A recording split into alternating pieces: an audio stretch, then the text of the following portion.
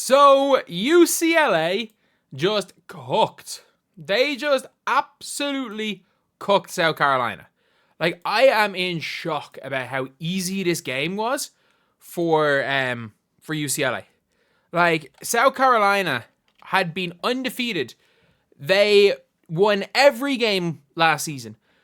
The last team to beat South Carolina was Iowa when Monica Czinano played. Like, that's how long ago it was. The center for the last team, other than Lauren Betts that beat them, was Monica Czinano. Like, she was in the 2023 W draft, was taken in the third round, and didn't make it past training camp. They lost in a blowout. They got absolutely exposed. Absolutely exposed. And I'm not going to lie. Maybe Dawn Staley, great coach. Nothing but respect for Dawn Staley as a coach. A disaster class of a coaching game from Dawn Staley. An absolute disaster class. You've got, what's her name? Your best player, Malaysia Fulwiley, playing, what did she play, like 5 minutes? The last I remember, I think she played 5 minutes. Your best player, who was considered as a freshman to be in the same conversation as Hannah Hidalgo and JuJu Watkins. We watched both of them score 24 points against each other yesterday. While Malaysia Fulwiley is literally riding the bench for a team who was at one stage down as much as 24 points as far as I'm aware. It was like they were down 20 at halftime, and the second half was literally like SC would pull it back to 16, UCLA would get to 22, SC would get to 18, UCLA would get it back to 20. Like, they didn't even get close. Chloe Kitts, 1 of 7. This is a team, they shot 8 of 12 from the 3-point line and lost. Because you shot how do you shoot 66% from 3 and 36% from the floor? How do you shoot? What was it? They shot 54 2-pointers and they made 16. How do you shoot 15 of 60? How do you shoot 16 of 60 or 54? 16 of 54 from 2. Whereas the UCLA Bruins, you can be looking, oh, they shot a worse percent from 3. They still shot 21 of them. It mattered. It matters when you shoot more threes. Like, your players can hit threes. And by the way, oh my God, Raven Johnson, the game of her season. She hit a 3-pointer. Oh, she missed one. She missed one to stretch. She was 1 of 1 from 3. She's now shooting like what? 7% from 3 on the season? She's now shooting. She was shooting before the game. She's shooting 28%. Shooting 20% of the field before the game, and they shot 20%. She kept up to her season averages. This is the same Raven Johnson that if you said wasn't a first-round pick, Twitter killed you. She can't score the ball. Like, that's the problem, is you've got Te-Hina Paopao. Te-Hina Paopao is going to be a rightful first-round pick. She's hooping this year. She's shooting the lights out. She's a solid player. She's hooping. But, like, you can only go so long with not giving players freedom. You can only go so long for benching your most wrong player. Ashlyn Watkins, in fairness, she was okay. It wasn't great. But, like, you can only go so long with benching your most talented player for every mistake they make. Like, Fulwiley, and by the way, this is not like I don't think players should go to South Carolina, because South Carolina has a proven track record with players, with bigs, with not even system bigs, with bigs like Aja Wilson, yeah, great. Aaliyah Boston, great. What guard has come from South Carolina other than Alicia Gray? Like, Iowa has a better track record with WNBA guards than South Carolina. Like, Thing would have been in the WNBA last year as well. Gabby Marshall, if she wanted to. She would have been a bench option like Kate Martin, but there still would have been 3 guards from that team. But Fulwiley, you can see from Dawn Staley, it's just the wrong coach or wrong player. I like Dawn Staley as a coach. I think she's a good coach. The complete wrong coach for Fulwiley, because she is not a freshman anymore. You need to win games. You do not bench your most talented player, one of the most talented players in all of college basketball, just because she is mistake prone. Like, Dawn Staley's the type of coach that would play Caitlin, that if she's the type of old school coach that would have told Caitlin Clark, you're sitting on the bench. Every one of her turnovers in the WNBA, bench.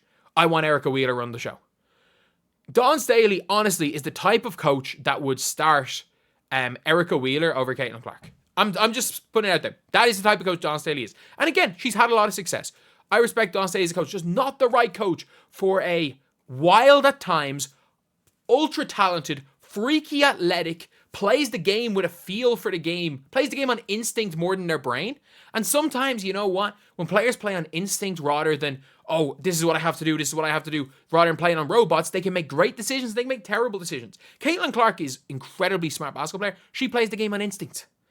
Like, Dawn Staley would hate those type of players because they don't fit into an exact box. But again, all it's done is made you bench your most talented player. The only, like, NC State are not good. NC State got beaten by TCU. NC State have looked terrible in games. I get it, they were a ranked opponent and they beat them by 30. They're not good. They beat NC State. Cool.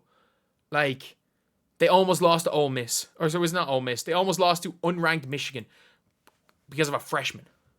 Like, South Carolina are not the best team. I've said it for a while. They're not the best team. UConn are so much better. UConn are better. UCLA, though, like, Kiki Rice coming back is big. Kiki Rice came in with 11 points. Lauren Betts, like, she had 11, but they kept her very, very quiet. The thing is, though, they were so focused on Lauren Betts that they just left Juwan Jones open for the whole game. I like Janiah Barker. I know she didn't shoot well. I just like Janiah Barker. Like, you can see, there was a play that I really liked. Like, she's like 6'4", but she moves like a guard. There was a play where she's averaging like nearly a double-double. But I think there was a fast break where she got it to Betts.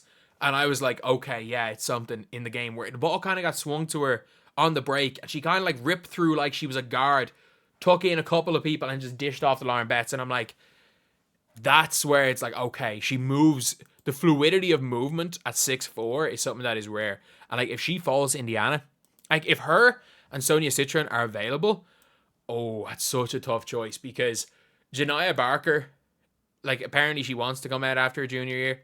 She has so much potential. Like, moving with that fluidity, and like, especially when it comes to Nalissa Smith, everything she moves is kind of slow. It's like, it's mechanic. Like, you can tell every step she's going to take. Even though Nalissa Smith, in fairness, is quite athletic, it's just, there's a fluidity of movement more like a guard, like with Janiah Barker. Lauren Betts is in with a shout of making, and I mean this, like, she was held to she had a quiet game today. Doesn't matter though, her team destroyed South Carolina. She's in with a shout of being with her, Reagan Beers, Flaw J if she enters the 2026 number one pick. She's without question in with a shout of that. She's got good hands. She's big. She's as mobile a bit. She's mobile for a big.